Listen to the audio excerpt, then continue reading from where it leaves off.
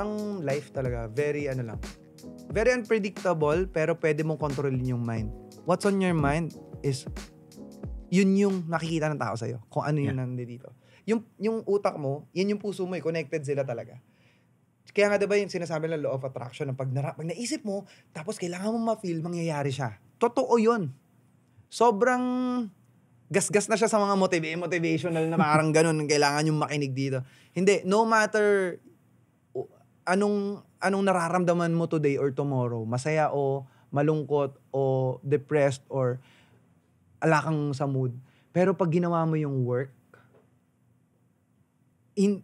dadami yung tsamba mo. Mm-hmm. Kahit di ko alam ano nangyayari dito dahil di naman ako podcaster, baka dumami yung tsamba ko. Mm-hmm. May makakita sa akin gustong mag-sponsor, tumulong, may gustong ibigay na topic, whatever. Dumadami yung friends ko na naniniwala dun sa ginagawa ko ngayon. Kung hindi ka naman naniniwala, sinasabi ko sa'yo ngayon, wala akong pakialam. Legit talaga. Wala talaga. Ang pakialam ko, yung mga tao na nakaka-appreciate. Kasi hindi kita hate. Magkaiba yung hate sa wala akong care. I just don't care kung ano man sinasabi mong masama. Pero I don't hate you. Ayoko lang na magkita tayo tapos sabihin mo sa pagmumukha ko yan. Basagin ko yung mukha mo. Diba?